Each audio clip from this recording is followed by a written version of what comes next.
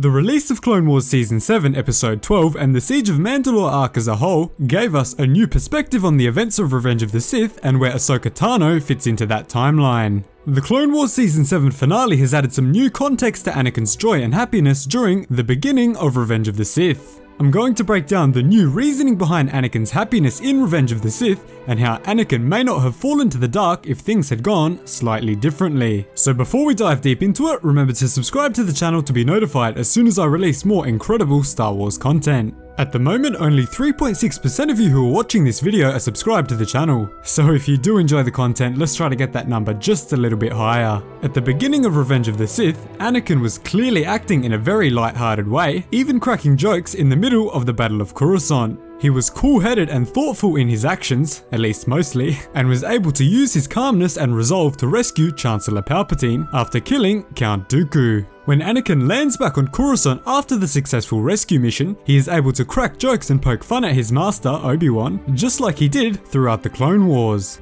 Anakin's behaviour, of course, slowly descended into darkness as the film went on, and the seduction of Darth Sidious grew stronger, but it's clear that Anakin was in a renewed, fresh state of mind. So why was he in this mindset? The Clone Wars Season 7 Episode 12 gave us a new insight into the events that took place immediately before Revenge of the Sith. Anakin came off a remarkable victory at the Battle of Yavana, where he single-handedly killed the Separatist droid commander and was able to assist Obi-Wan's 212th and his own 501st to defeat the Separatist army on the planet. Although he did commit a war crime to do this, but hey, Obi-Wan did the same on Christophsis in the Clone Wars movie from 2008. Following this incredible military success, he gets the shocking news that his Padawan is returning, in order to help Bo-Katan and the people of Mandalore free themselves from the rule of former Sith Lord Maul. Anakin is overjoyed to hear the news of Ahsoka's return and is extremely eager to meet her once again. They eventually do meet up on the Republic cruiser, where Anakin hands Ahsoka her old lightsabers. When he reveals Ahsoka's lightsabers to her, we discover that he has shifted the colour of the blades from a deep green to a more traditional blue colour, showing how much he cared about Ahsoka and how she was always on his mind after her exile. His reunion with Ahsoka is unfortunately cut short, but for a very good reason. The capital of the Republic, Coruscant, is under attack, and the Chancellor's life is in grave danger. Obi-Wan devises a rescue plan to save the Chancellor from General Grievous, beginning the rescue mission. Now this is where we cut straight back into Revenge of the Sith. Anakin is entering the Battle of Coruscant having just reunited with Ahsoka after so long apart, and fully believes that she will return to his side after the Chancellor has been rescued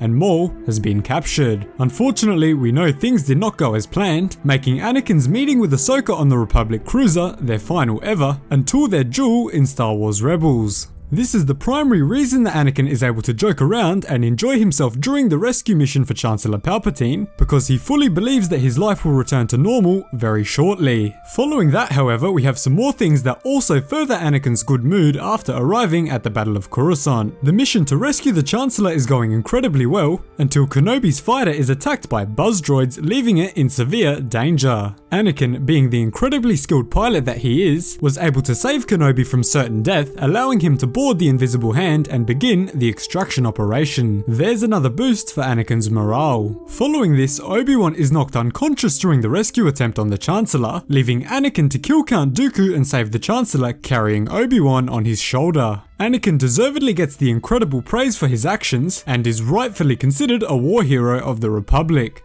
And after all of his success on this day, he gets the most heartwarming and joyful news yet. Padme is pregnant with his children. Although he was initially shocked, Anakin was ecstatic to learn that Padme was pregnant, stating that it was the happiest moment of his life. To put this into context, after a huge string of successes on the battlefield, he gets the news that his exiled apprentice and close friend is potentially making a return, on top of the news that he is going to become a father. The day of the Battle of Coruscant and the rescue of Chancellor Palpatine really was the happiest day of Anakin's life. After all the wrongs that the Jedi committed against him during the Clone Wars, he finally thought that things were about to improve.